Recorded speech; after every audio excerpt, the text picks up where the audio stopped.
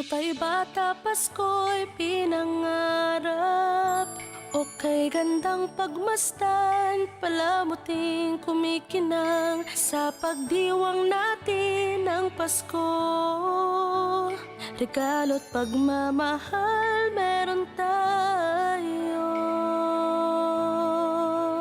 Sa paglaki ang Pasko'y inaalala, pagbibigay ng regalo't mga sulat. Kung panahon na ng Pasko, mga taong malapit sa ating puso.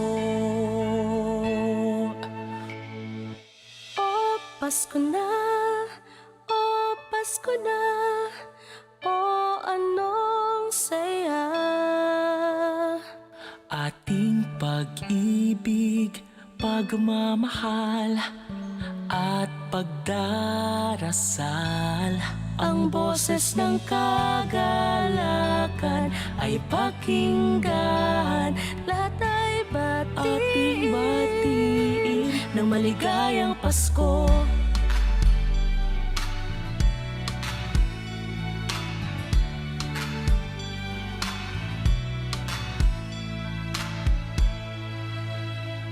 Sampung taon ngayon, inaalala ang Pasko. Asawa't mga anak, nagsasalo-salo. Ngayong araw ng Pasko, pinagkaisa't pinagpala tayo. Sa gintong taon, Pasko'y maranasan. Puno ng ngiti ang mga kabataan. Mga nagdaang taon sa tuwing Pasko. Sa ating lahat, maligayang Pasko.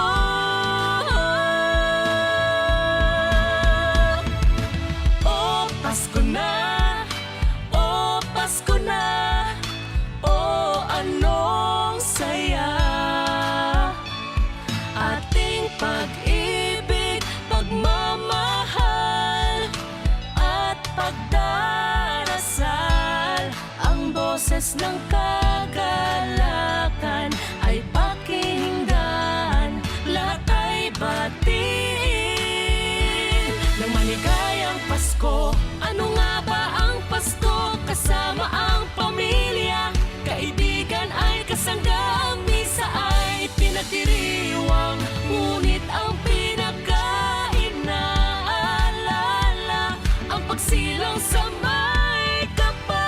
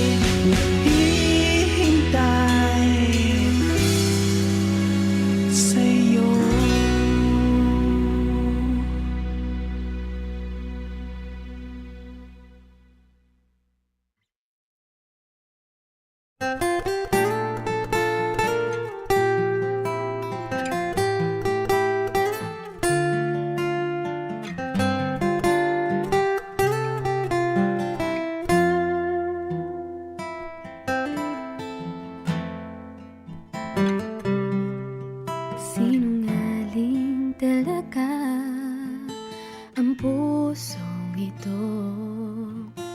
Akala ko'y naghilom na mga sugat nito. Pilit ko maglimutin ang damdamin ko sa'yo. Ngunit ikaw pa rin ang tinitibok ng puso ko. Di mo naman kasalanan kung bakit ngayon ako'y nahihirapan. Di na sana nagpumilit pang suklian ang pag-ibig ko. Di mo naman kasalanan kung sa'yo'y nahulog ng tuluyan. Pasensya na, minahal kasi kita.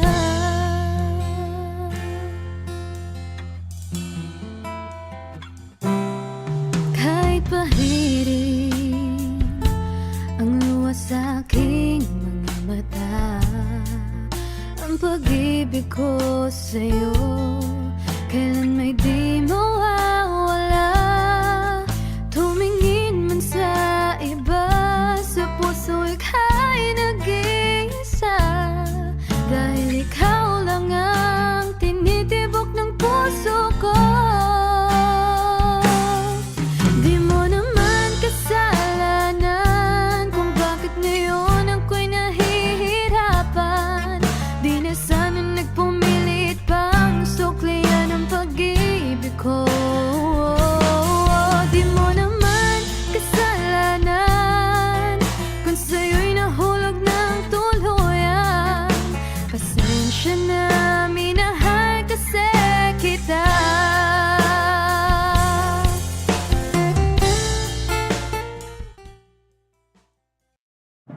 Bayang magiliw, perlas ng silanganan. Alam ng puso, sa titik mo'y buhay. Lupang hinirang, buyan ka ng magiting. Sa manlulupi, di ka pasisingil. Sa dagat at bundok, sa simoy at sa langit mong paghaw. May nilang ang tula at awit sa paglayang minamahal.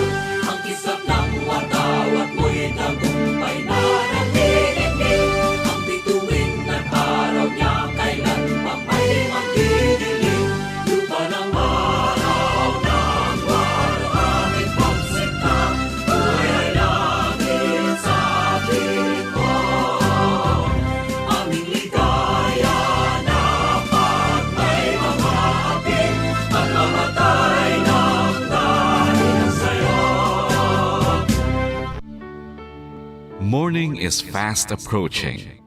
Let us awaken to the dawn of the new day with God as our constant guide. God our Father, may you grant us wisdom in our decision, courage to rise from all our mistakes, devotions to our duties, and gladness to share and cooperate for the good of our families and our community. May you spark in us a love for the truth and respect for one another. May you preserve us from false pride, unselfishness, and help us to live in peace with one another as brothers. Amen.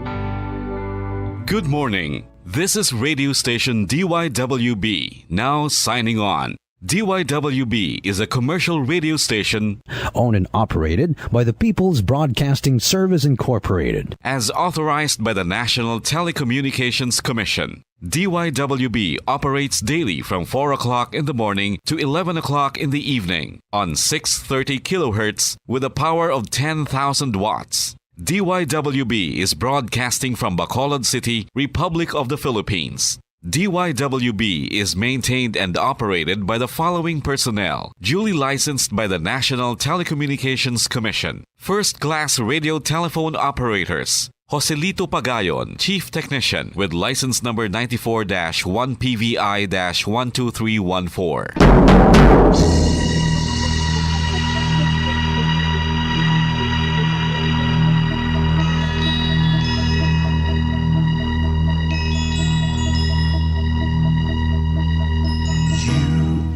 The reason why this meant work is on. We're standing together, so loud and so clear. And on your radio, we aim not just fun. We're here for you with our great big helping hand.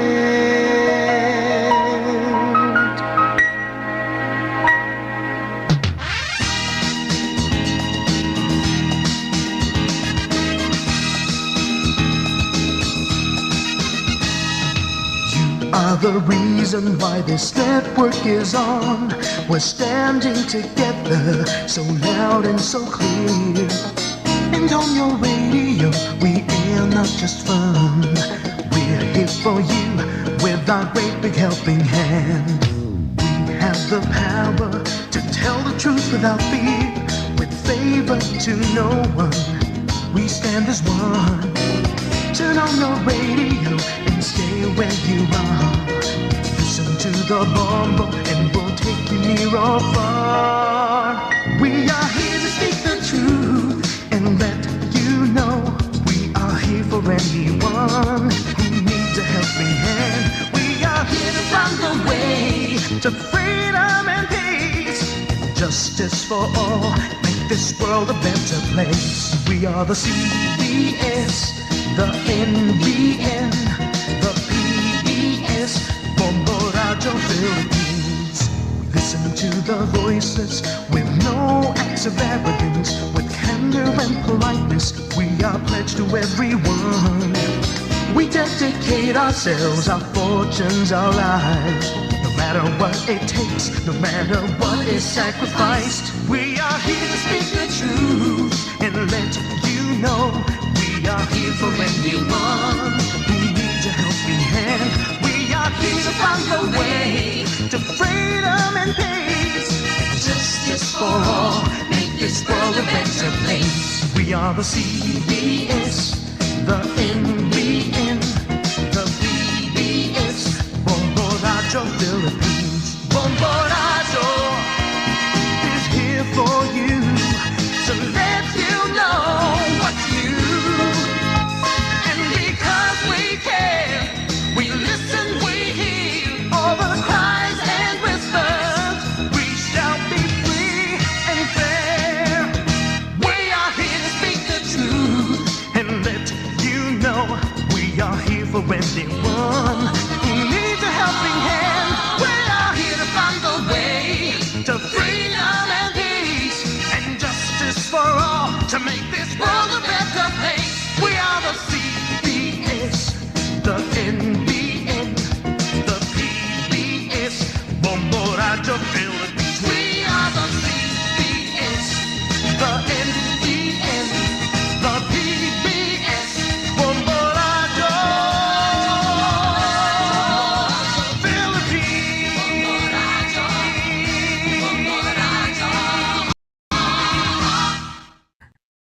Bombo Radio Bacolod. Paradyo Bombo!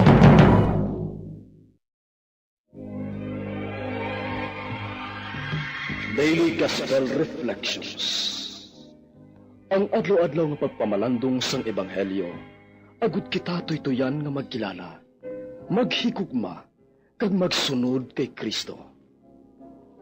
Ako ang dalan, ang kamatuoran, kag ang kabuhi. Ini ginadulong sa inyo sa mga Mothers and Daughters of St. Paul. Mayong adlaw mga inigugma kong mga mautod kagabihan kay Kristo sa sining katapusan nga Sabado sang bulan sa Oktubre. Aton ibayaw ang aton huna-huna kag tagipusoon sa aton Amay sa langit, sa mga grasya nga aton nabaton sa sulod sining bulan, kag sa bugay sang aton mahal nga Birhen Maria, Our Lady of the Rosary, nga padayon nagaupod sa aton pagpanglakaton diri sa duta. Magkalipay kamo kay iya kita, ang tanan nga nagaalagad sa Ginoo magkalipay. Magdangop kamo sa Ginoo agud iya kamo buligan, pangitaan ninyo ang iya nawong sa gihapon. Mga muyo kita.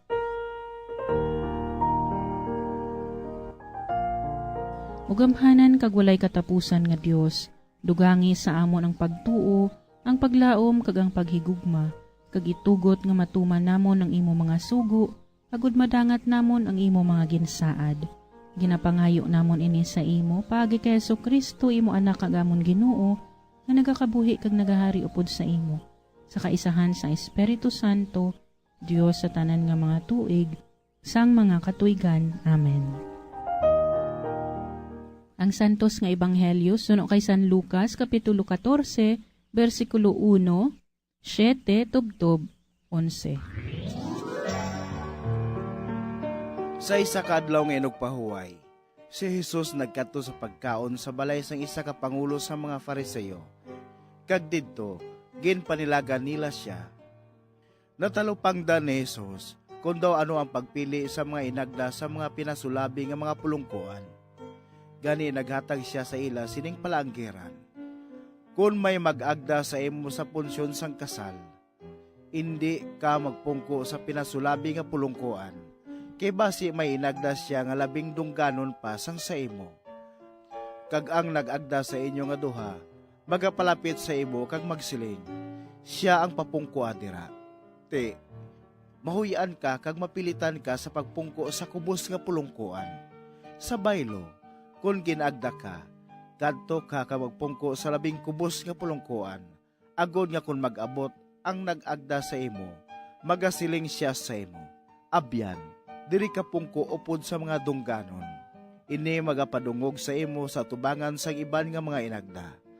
Kay ang nagapataas sang iya kaugalingon, pagapaubuson. Kag ang nagapaubos sang iya kaugalingon, pagapataason.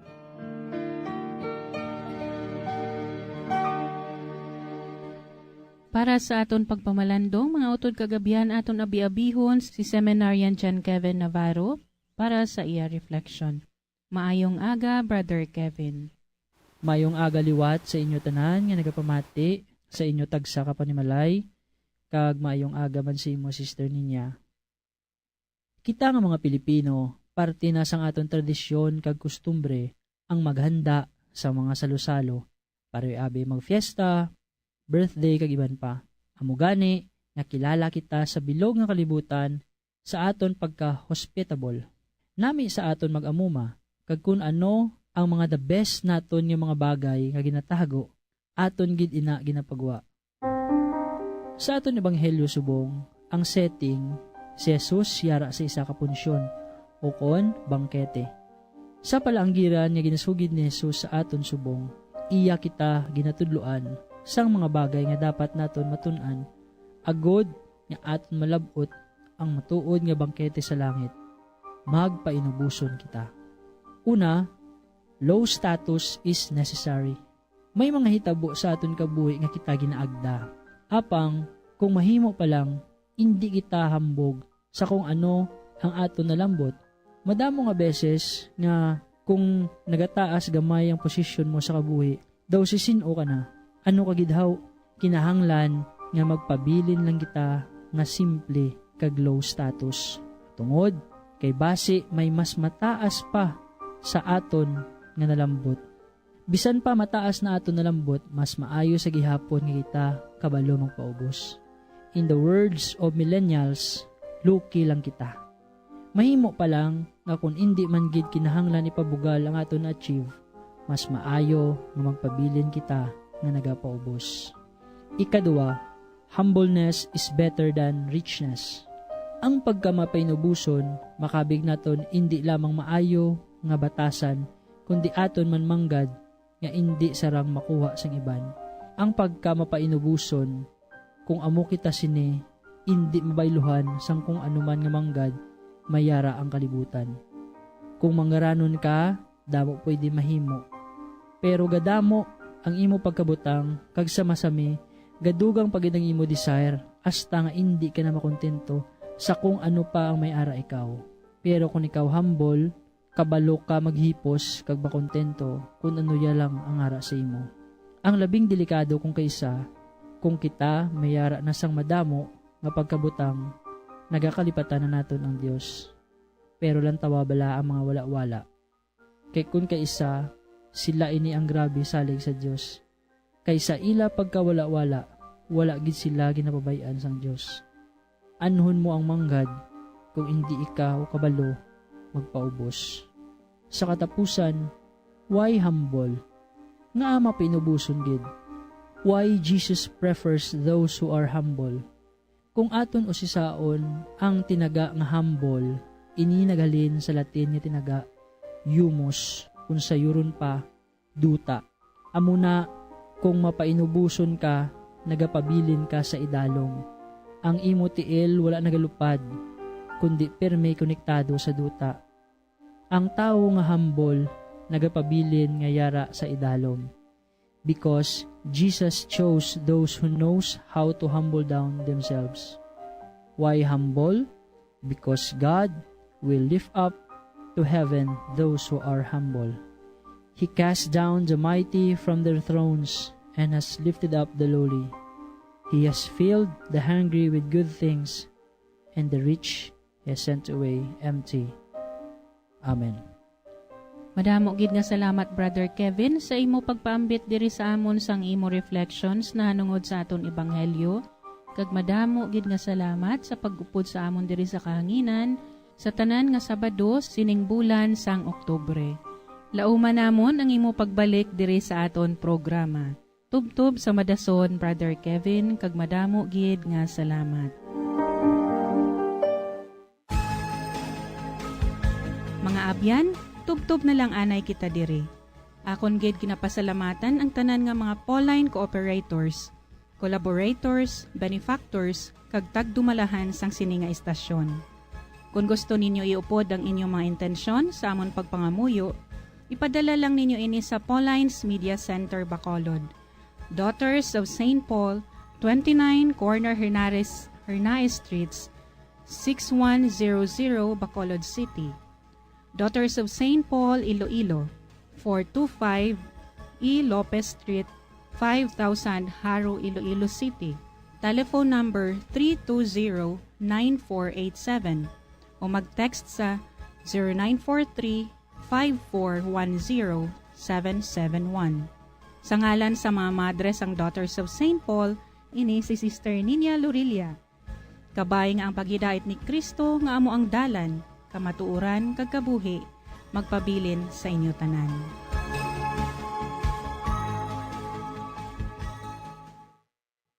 Ini nga programa hinadulot sa inyo sa mga madres ang Daughters of St. Paul kag sang Bombo Radio Philippines, ang pambansang radyo ng Pilipinas. Basta Radio Bombo.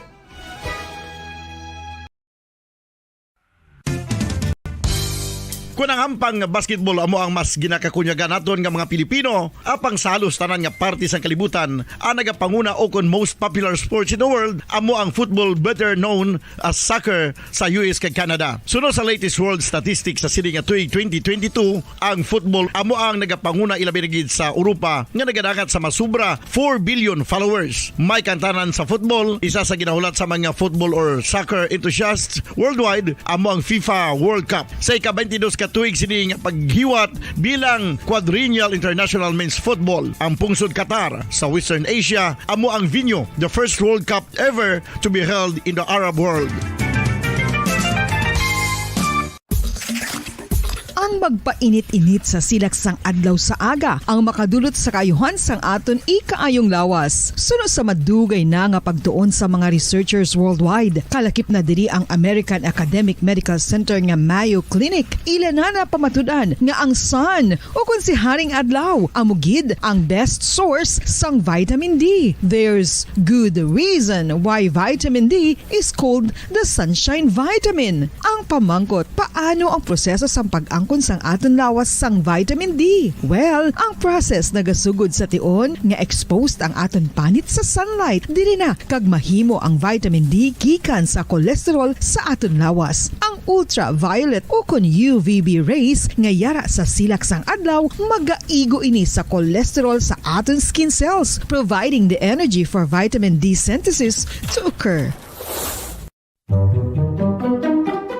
Magluwas sa baboy, baka kag manok, may isa ka karne nga sara nga mahimo alternatibo nga iserbe sa lamesa sa mga Pinoy kag ini ang rabbit meat o kon karne sang kuneho. Suno sa pagtuon, mas matinlo ini kag mas healthy kung ikumparar sa iban nga karne sang sapat. Ang rabbit meat ang sara nga lutuon sa pamaagi nga naanda na sang kadamaan, kaangay sang adobo, lumpia Shanghai kag lechon. Apang ano bala ang mga benepisyo sini sa ikaayong lawas? Ini ang mayara sang mataas nga porsyento sang easily digestible protein kag nagaunod sang jutay nga fat kung ikumparar sa iban nga sahi sang karne. Nagaunod man ini sang jutay nga calorie value sang sa iban kag almost cholesterol free ini. Gani makabig siya nga heart patient friendly. Mas jutay man ang sodium content sa rabbit meat, samtang mas madamo naman ang calcium kag phosphorus content sini.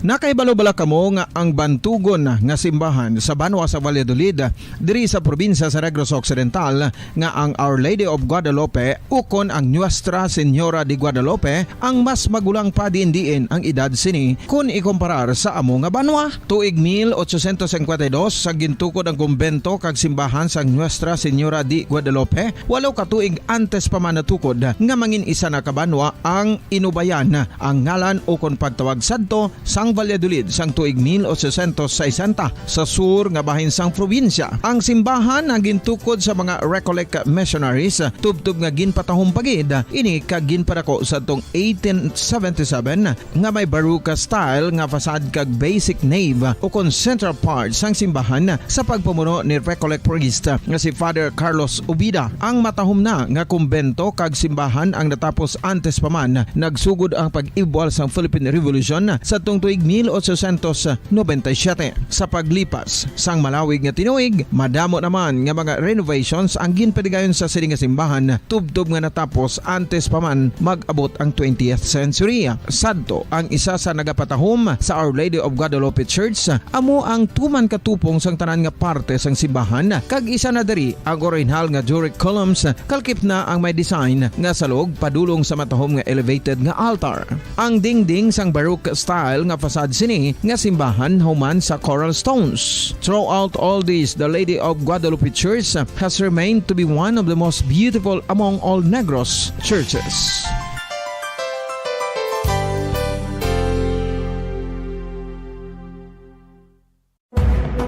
Madamos ang sahi sa pagpamasahe kag isa na diri ang foot massage. Magluwas sa relaxing feeling nga mahatag sini, nakaibalo-bala ka mo. Nga madamo man ini sa benepisyo sa lawas. Ang pagmasahe sang tiil ang maka-improve sang blood circulation. Bangod nagabulig ini sa pagtransport sang oxygen sa cells sang lawas. Nagapromote man ini sang mas maayo nga tulog, kag ginabulong ang sakit sa ulo, migraine, sakit sa liog kag likod. Nagapa-improve man ini sang modo kag nagabulig bato sa depresyon. Magluwas diri, ginapabilin sini nga healthy ang tiil kag malayo sa food problems. Bangod gina-stimulate sini ang mga ugat diri kag ginabuhinan ang stiffness kag sakit sa dapa-dapa. Gani mga kabombo, maayo gid sa lawas ang foot massage.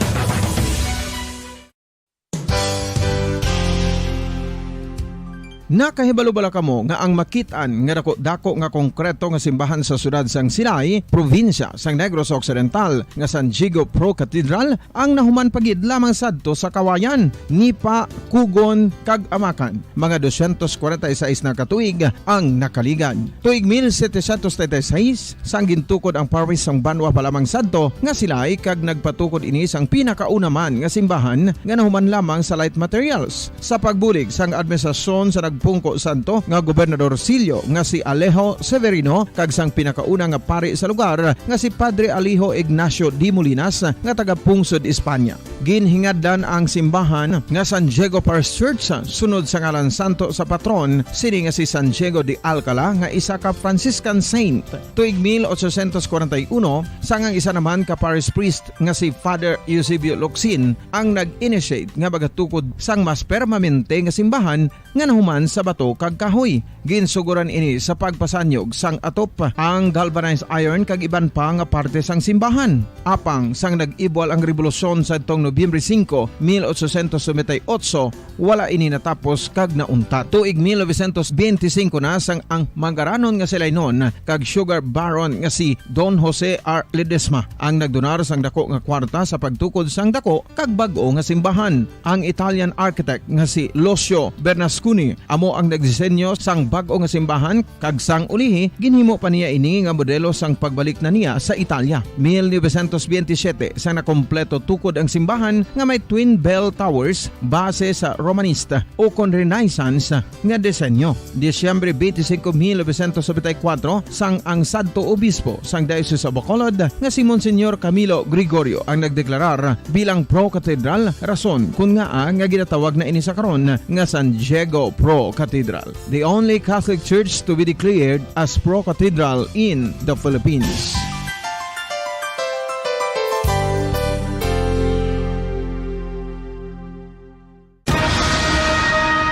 Ang pagpanipilyo ang isa sa mga pinaka-importante nga tikang. Agod mamintinar ang matinlo nga hygiene sa isa ka persona. Apang makapilabala ka beses ini ginahimo sa isa ka adlaw. Suno sa American Dental Association, ginarekomendar ang pagpanipilyo sang makaduha ka beses sa isa ka adlaw. Sunod diri, maayo ang pagpanipilyo sa aga kag sa gabi gamit ang isa ka soft brittle brush. Para sa optimum dental health, ginapahayag sang ADA ang pagpanipilyo sang 2 ka minutos kag siguraduhon nga matinloan gid ang kada ngipon. Importante man nga tinluan ang tunga sang ngipon, isa ka bes kada adlaw. Importante man nga tinluan ang gum line, bangod posible ini nga tiniran sang bakterya. Friendly advice from Bombo Radio Bacolod.